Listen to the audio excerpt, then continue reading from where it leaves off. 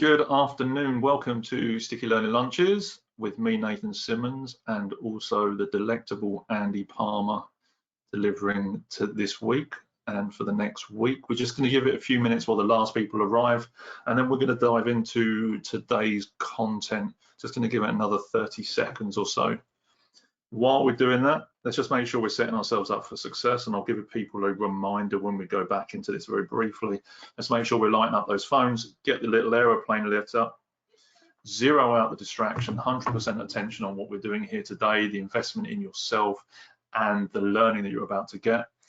Also making sure you've got a fresh sheet for fresh thinking. At the top of that page, you're going to write keepers. Those keepers are going to be the things that you want to remember and remind yourself about so that you can reread them and reignite that thinking. So as you're looking at the category management funnel, it's going to help you get more clarity on what your targets are, who your customer is, and knowing who your clients and your supermarkets are. All these key elements, by making sure you're documenting these key points, can be absolutely vital. Right. Today, we're not going to be doing too much screen sharing. So we've got Andy on camera one, we've got me on camera two. I'm going to be here to be asking questions as we go through to making sure we get these points across. We're going to start with a recap from part one, just to make sure we're following that train of thought. And then what we're going to do is we're going to fly in and start looking at how to understand your shopper, which is absolutely vital for making this work. Andy, what have we got for day two? Excellent. So yeah, thank you, Nathan. Today, absolutely more about understanding the shopper, keeping the shopper at the heart of all the decisions we make to help grow our category sales, our category profit, whatever measure we've got in place, which links us nicely back to what we talked about yesterday, right up at the top of the funnel, agreeing category targets, the importance of having ideally a single focused point with a timeline that we want to achieve it and making sure we hit it. Focuses all our time and all of our efforts on getting what we want from this category. So yesterday we briefly talked about what, FOP and PEN, which was how much people are spending, how often they're buying, and how many people we've got buying, and maybe picking one of those as an example and targeting then our efforts towards achieving that. So yesterday was about agreeing a category target. Once we've got our category target, we can then start to move down, and we'll continue to move down our funnel over the next few days, kicking back off again on Monday. Today's about understanding the shopper. When we get into Monday, we're going to be talking about understanding the supermarket or the channel that you're selling it into. From there, it's about identifying opportunities, then about selling those opportunities, landing those opportunities down at stage 6, and then coming all the way back around with evaluating and improving to keep this continuous cycle, this methodology absolutely alive. As I mentioned yesterday, these stages work together, but yeah, at the same time, they're not so much of a start, stop, start, stop. It's very much an overlap with that recycling that's going to be going on. So we've got our category target. Today, we're going to be talking about understanding the shopper. I'm sure I'm preaching to the converted on this. Keeping the shopper at the heart of our decision is absolutely paramount to everything we do within category management. There is no good us making decisions on our range, our promotional plan, the products we've got out there, and the myriad of other levers and buttons that we can push and pull if we're not considering who the end user is. And effectively, that's us. We are the people that push trolleys, carry baskets, pick things up off the shelves, and yet too often we kind of put them over here and leave them out of our decision-making process. So it's absolutely key that we keep ourselves and the rest of those people that are out there purchasing at the core of what we're talking about. So a few things to share with you today. Let me signpost where we're at today. So with 3 category targets, we're now in stage 2, understanding our shopper. Couple of things to share with you on this. First one, we have been doing category management for a very long time, and time again we see that often only a third of this particular area is focused on, and the third that we see most clients work on is the shopper, the person who's actually buying the product. I want to offer you an alternative that allows you then to consider some other areas. So I'm going to introduce the concept of the shopper, the preparer, and the eater as 3 different groups. Again, they can sometimes be one and the same thing, but if we consider our shopper, preparer, and eater, those who are buying it, those who are preparing it, and those who are eating it, we can then start to make some seriously powerful, informed decisions on the stuff that we try to do. So let's not just think about the shopper, let's also consider those other groups. Bringing that to life for a moment then, What do we mean by the shopper parent eater? Pretty, stick him over there. Shopper parent eater. What do we mean by that? So the shopper, it's us. We're out in the supermarket. My wife will send me to the shops and she'll say, can you go and pick up some pack of fish fingers?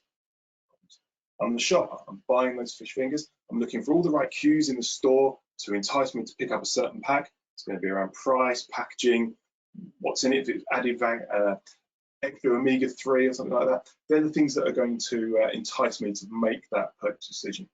I'm then coming back, fish fingers. Maybe hand them off to my wife. Maybe I'm going to be the cooker, but I'm going to be the preparer for that particular meal. So I'm taking my fish fingers, and of course I'm adding some additional elements to it. Am I then the eater? I may be. Not against eating fish fingers, but it could be for my daughter. She's 8 years old. She loves fish fingers, so we're going to cook her fish fingers, maybe some mashed potatoes, some other stuff that goes with it. She's the eater. We are then three potentially very distinct groups, and on this occasion, maybe they don't overlap. One person's shopping, one person's cooking or preparing, another person's eating. And yet, at other times, the shopper, the preparer, and eater could be the same person.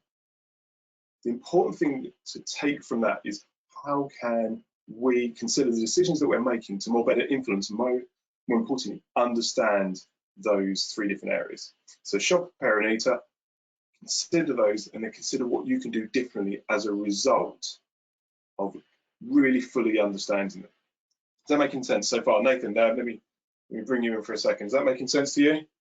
It makes absolute sense to me, and the way that it gets me thinking is often when you start a business or you're selling a service, the idea is that you fall in love with the problem. So a lot of businesses and a lot of I guess kind of category management people doing the same sort of thing will fail is because they fall in love with the solution. This is a great idea. This is a great product. It looks like this. This is going to sell millions. And then they put it out there and they're like, no, it doesn't, because no one likes what we're talking about because it doesn't solve the problem for them. And the story that comes to mind is when they were talking about washing powders previously. And they were talking about, oh, well, we need to make these sheets whiter than white, you know, the whole DAS Ultra thing, you know, blah, blah, blah, all these sorts of things. When actually, I think in the 50s or 60s, when they did that research, it had nothing to do with whether the sheets were white. It was to do with whether or not it actually smelled good. So they were selling all this, you know, spending all this money on advertising campaigns to make these pictures of these beautiful, and actually all you need to do was sniff it. Did it smell good? So it's understanding the problem of the shopper, or the needs and the problems of the shopper, the preparer, and the eater, and having an idea of how to bridge all those gaps to make sure that every one of those individual groups is happy, so you sell more of that product. Absolutely. I talk about this in kind of the realms of what are their barriers and what are their motivations to purchase. What's going to entice them to pick it up, entice them to use it, entice them to eat it, and what are the barriers preventing those things? Once we understand that, we can then make, actually, as you said, more informed decisions. We did a project, well, maybe 5 or 6 years ago now, and we were talking about fresh salads, and we were a room full of shoppers, people who are actually buying and eating these products on a weekly basis. I really wanted to get into the heart of kind of their understanding. After a series of research groups, we were able to segment these groups and take it out. And it was very much based on their enjoyment of salad, a very normal word, and how often they bought, so their frequency. Once we'd segmented into the people that had massive high enjoyment and they were buying it often, we knew that these were our salad addicts, the adorers, the people that just love salad for many, many health reasons, flavor and all of that stuff. So we could target them as a particular group by giving them more inspirational ideas and helping them to expand the consumption they've got. And then we also knew that the flip side of the coin was those that were the avoiders. They didn't eat it too much, and if they did, they were kind of having low enjoyment from it. So we knew we could entice them with a different approach. Maybe we were focusing on promotional strategy, we're focusing the particular product mix in this bag. We were getting tons and tons of ideas back from them to allow us then to make better decisions on everything we then did. To your point, it's just about understanding what people actually want and need, as opposed to maybe trying to second guess it, which is fine if it's then tested, but not if it's just pushed out there expecting it to work. Not sure if you've frozen that there, but yeah, so the idea is it's all well and good to test it, but actually doing some of that kind of research and having that comprehension beforehand of kind of creating the image of a customer, creating a kind of ideal client avatar. What are their barriers? What are their challenges? What are the potential solutions that we can offer as a service, as a product provider, and bridging that gap for them? Absolutely. And for me, the kind of language that's typically used in category management are things called pen portraits, which is almost that point where you've said it, who are our ideal shoppers? Who are our core shoppers? Who are the shoppers that we wanted to go after? And if we can create that pen portrait of who they actually are, we can bring them to life. Miss Selfridges did this absolutely brilliantly. Back in the day, they would have a big cardboard cutout that was at the front of their head office. So as the buyers walked in every day to do their job, there was a cardboard cutout of their ideal shopper, who she was, her age group, how much disposable spend she had, what her hobbies and interests were, and a whole list of additional appropriate elements that kept their core shopper at the front of their mind. So as they were making buying decisions, product development decisions, they knew who their shopper was. Absolutely, it's keeping them there. And to get to that, you know what, we can invest tens of thousands of pounds in qualitative consumer groups, focus groups to understand that, which is good. We've got a real solid understanding there. And at the same time, we can get ourselves out into store and observe the things that are going on. We can talk to those people out there. You know, sometimes we need permission to do this stuff, but to get out and say, hey, excuse me, I've just noticed you picked up that pack of tomatoes. What's behind your decision? What are you using it for? Are you okay if I ask you these questions? Just to get some vox pops, to get some initial insight that we can then go off and validate at a more robust level. Once we've got that information, we can then start making some seriously brilliantly informed decisions. We can take those pen portraits, figure out who our shopper is, whether that's based on some demographic information of socioeconomic group or age group or whatever that may be. Bringing it then down to understand their barriers, their motivations. We can share that stuff with the business. We can share that stuff wider, so everyone within our company, both internally and externally, is focused on ensuring that we're doing the right thing for our shoppers. Coming back to the salad example earlier, one of the biggest things that came out was people saying, well, what makes you pick up that particular bag of salads versus that one over there? And one lady, she picked up this bag and she went, it's Bounce. And we all kind of stood there looking at each other. What does she mean by Bounce? And all the other people in the group nodded, yeah, it's Bounce. And what they meant was it was the freshness. It didn't have a river of water running across the bottom of the bag. The leaves look vibrant. The leaves look kind of just kind of, I want to eat that now. And they referred to that as Bounce. This product had to have bounce in the bag. And that was a term that was never heard before. But what it allowed us to do was to take that very simple piece of terminology, just in real world language, take it back to the business and go, do you know what? Every product comes off our production lines, it needs to have bounce. We can tell our store colleagues, if you're putting a product out that doesn't have bounce, then it doesn't go out there, or it gets reduced and put off into the clear area. Take this very simple piece of understanding and just make it something so real that can then just exist right across the supply chain, right across the store formats to ensure that we're achieving what our shoppers want in terms of their real world experiences. And I think it's kind of that boots on the ground experience and going and having that face-to-face conversation is going to pay dividends. Like you say, you could be doing a focus group, but that takes time, even to do the kind of a fast version, you know, creating a survey and sending it out on SurveyMonkey or doing it. That takes time to get that data and collate it. And then you've got to see, well, will people actually ask? But actually going into a store and asking 5 to 10 people and giving them a free sample of a product to get that real-time experience face-to-face from from 2 or 3 people from your that kind of that market, and taking that information away immediately, and then sticking that back into the top of the funnel, and then actually feed it back through before your product even hits the shelf. You know, it is A, fast moving, and B, absolutely critical to make sure that you're in your category. Absolutely, absolutely. And some of the smallest observations can lead to the most powerful insights, and then the most significant, important recommendations. If I kind of cast my mind back, and I'm probably going to go back about 15, 20 years now, we were doing a load of research again in fresh produce, because a lot of that is my background, and we were watching shoppers interact with avocados.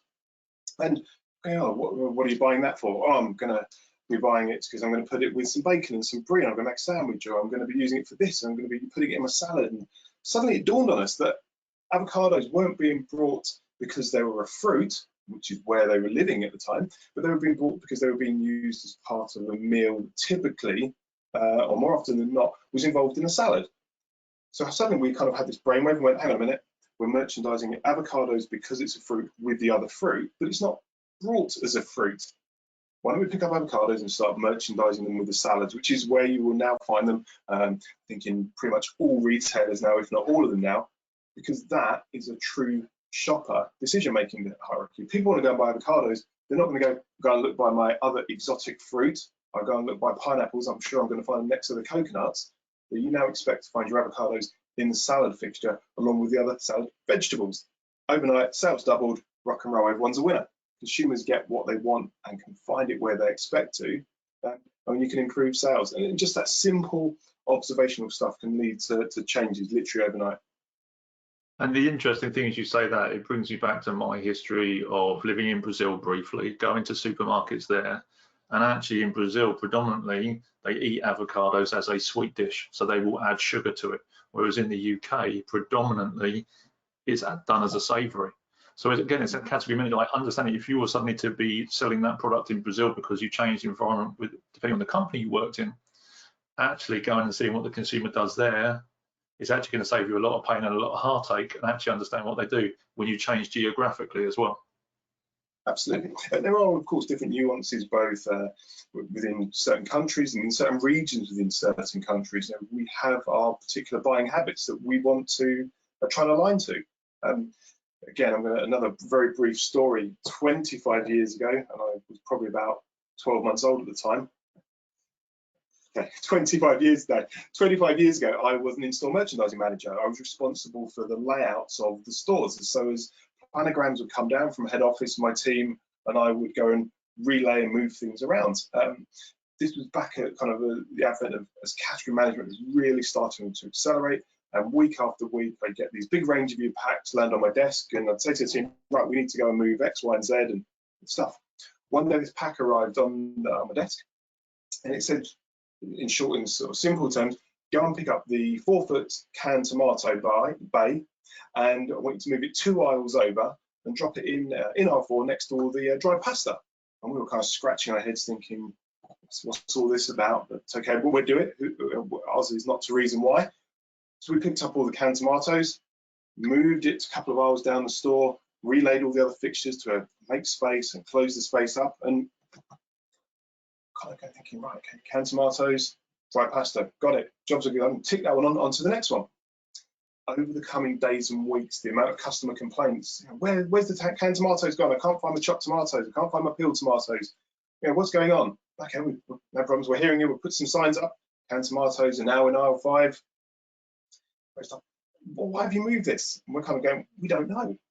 So we thought we'd phone up. We phoned up head office and said, hey, look, we're getting a lot of customer feedback on this. We want to be able to kind of answer some questions and find out what's going on.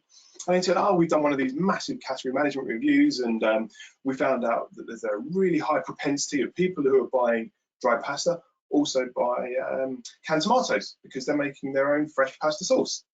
Brilliant, makes sense. We've now got a reason why that's happening. The problem was, and it can often be the case with category management, is that that particular piece of work was done from a pasta perspective. So the pasta guys had gone off and done all this research and had figured out the correlation between dried pasta and tinned tomatoes, and they putting these things together would make the shopper's life so much easier. But because they only came in from the pasta perspective, they'd failed to take into account the other tomato perspective. The tomatoes, especially tinned tomatoes, can be used in a number of dishes, right from your kind of breakfast all the way through the day, right down to many kind of other evening meals. So for me, that was a great example of trying to do the right thing for a category, but not being mindful and powerful enough to consider the broader, wider perspective. So as we're doing our category management, yes, we can make decisions that on face value and according to the data look really powerful, but yeah, at the same time can be horribly detrimental to the shopper's experience and just some of that common sense that canned goods you'd expect to find canned tomatoes. And so it plays out. We've just got to be very, very mindful that we're seeing a much more broader perspective when we're making our recommendations. And in my head, as you were saying, it's kind of, is rather than making that swing decision and causing that kind of unrest in the shopper environment, because we know confused people don't buy. And if there's that level of kind of that primordial thinking, the amygdala's kicking in and panic, well, I don't know what this is, actually they'll buy less when they go into store until that stuff neutralizes and balances out. It's about making a kind of a transition. And in my head, it's almost thinking Marmite on crackers or pickle with cold meats. You know, you wouldn't necessarily put, you know, a jar of Marmite in the biscuit aisle, or you wouldn't necessarily put the pickle in the cold meat section. But what you might do is create a product or something that allows you to almost bleed into that area. So you would have Marmite flavored crackers and you would have pickle in pork pies. And that's where a lot of product innovation comes from. And we've seen this proliferation of new products and existing product developments start to kick in, where we're trying to satisfy many needs. The pasta category, again, is actually a really good example of this, where there are literally dozens and dozens and dozens of different types of pasta. Everything from our swirls, our tubes, our ribbons, our bows, our colours, whether it's just a multitude of things. But if you go and speak to any true Italian, and of which we've done this with a number of pieces of research, they would just literally laugh and go, that's not how it should be. But it's what this market allowed us to evolve, and almost over-complicated times. So we've just got to add, to your point, add that kind of modicum of common sense and try and hone our decisions down to finding out what customers really want, as opposed to trying to second guess what they actually want. That becomes super powerful. Awesome. I'm just conscious of the time clock. It is already 22 minutes past 1. Just in conclusion, what are the key elements that you need to be including, or people need to be including, when we're looking at understanding the shopper then? I think a great place to start is this stuff here, that there are not just one type of shopper. And we can get into the semantics of shopper, consumer, user. I think for the challenge will always be, you've got to find appropriate wording for your business. Consumer seems to be the one that's historically been used but doesn't fit many categories. You know, consumer doesn't fit the washing detergent category very much. We don't consume, per se, our washing powder. We could use words like chooser and user, but actually just keeping it very simple. The shopper, the preparer, the eater becomes super powerful. Then understanding what they actually want, what they need, and getting into the crux of real world is super powerful.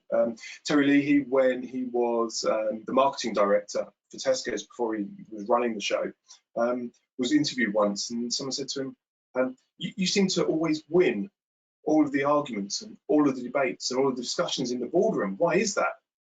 And he says, well, I'm the marketing director. I have the voice of the shopper.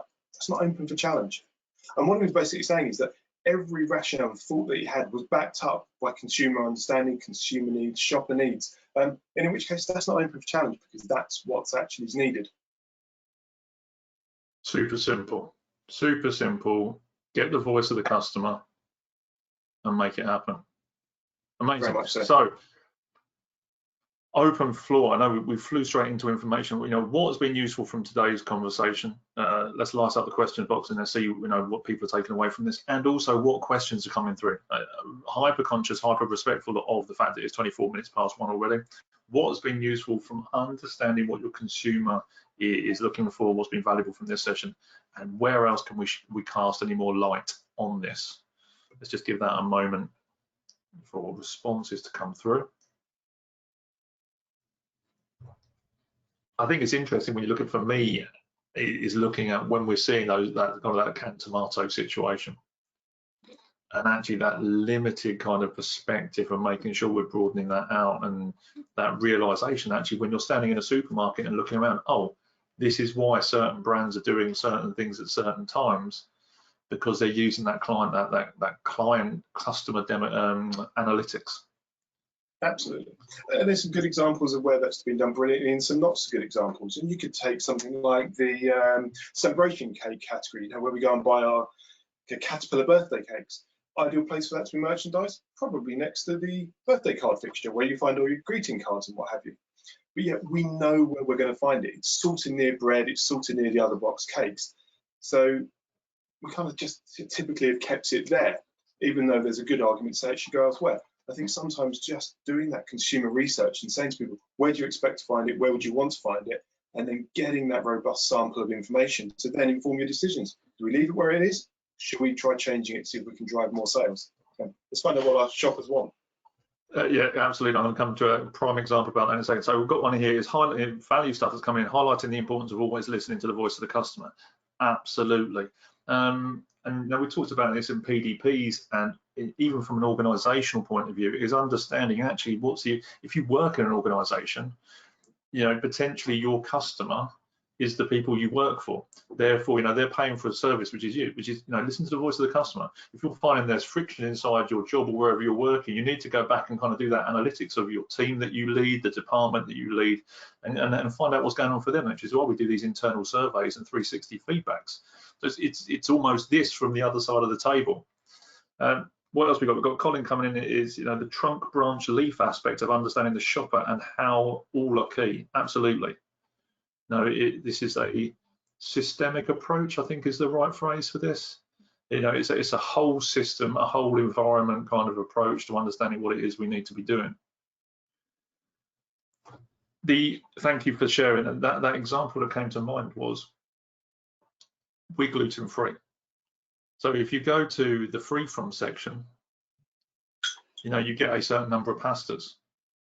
But the pasta that we prefer to eat, which is gluten-free, is actually in the pasta section. So it's not in the gluten-free section, it's in the pasta section. So I go to the gluten-free section, the free from aisle, and the pasta that I want, which is free from, isn't in there. And it's just like, hold on a minute, let's just do one or the other. So I think we're kind of getting to a point in the shopping environment, actually the free from section is almost going to become null and void, because those products will just become part of the other. I think there's one that's into this blurred line between what is free from and what else am I eating, etc. Absolutely. And I think just with clear signposting on the packet, we can allow the shopper experience to be so much simpler. And go, this one's gluten free. We don't have to put it in a tiny little dot up in the right hand corner or merchandise it somewhere tucked around in a dark, dusty corner. We had exactly the same with organics, where we would have an organic section for all the fruit and veg. And then we'd say, well, actually, why don't we put the organic potatoes with normal potatoes and the organic bananas with normal bananas? And just because people just need to have a little bit of simplicity and common sense applied to our thought process, but it's got to be based on the needs of the shopper. So we've got to ask them, we've got to speak to them, we've got to observe them. So it's exactly the same with so many areas across the store right now where we have overcomplicated it, and we've actually made the shopping journey more frustrating at times and not easier, which is what it should be. And in lieu of when Light was saying that, it's then checking in with the customers at intervals and then going back to that top of the funnel. Understand your shopper. Okay, we've done that. Everything's great. Well, 6 months, 12 months, 24 months later, actually, is it the same experience, or have things evolved and moved on? And they absolutely will. And they typically evolve, and most things tend to come full circle. So what was right 10 years ago that's clearly not right now, maybe won't be right in 5 years' time. We just got to be constantly checking and keeping our finger on the pulse of what's going on out there, what our shoppers, our preparers, and our eaters really need. At the end of the day, that's us. We can't base our decisions on our personal preferences, but we can get a strong, robust sample of people to be able to make informed decisions and understand the impacts of those decisions. And Colin's hit the nail on the head. The shoppers aren't stupid. We need to make it easier for them. Yeah, good. Thanks, Colin. Colin's saying excellent today, guys. Thank you very much. Look, I'm conscious of time. It's 29 minutes past. Andy, thanks very much for sharing. What are we covering tomorrow before we close off this conversation? So I don't think we are covering anything tomorrow, because I think our next one's Monday. But Monday. Yeah, sorry, Monday is indeed. Thank you, Andy. So Monday we're going to kick off with our next level of the funnel. So moving down into part 3, which is understanding our supermarket, understanding our channel. That's going to help us to align those thoughts, those recommendations, those observations we've got to the needs and requirements of that particular outlet, because they often vary. We've got a couple of ways we can do that. So that'll be Monday. Tuesday, we're going to get into, for me, the sexy stuff, which is about identifying opportunities and then turning those into recommendations based off our insights. Following days, landing those opportunities, selling those opportunities, then landing those opportunities, and then coming all the way back around and doing our rinse and repeats. Amazing. So in the chat box right now is the link for Monday's session and the future Sticky Learnings. Thanks for reminding me, it is Friday tomorrow. Click on there. If you haven't already clicked on that link, now is the time to click on there and register for the next session. Also in that chat box, we're going to include the category management coaching cards as well, which will walk you through the 6 stages of this funnel, and the 7 stages of this funnel when we loop back round. You've got the category management cards there. There's £5, huge value for them, just to get your category management mindset team and your sales team interacting in a way that is going to be helping you to look for more opportunities to grow your business. Andy, huge thanks for today. Looking forward to Monday. Thanks very much, everyone, for being here. Really appreciate it.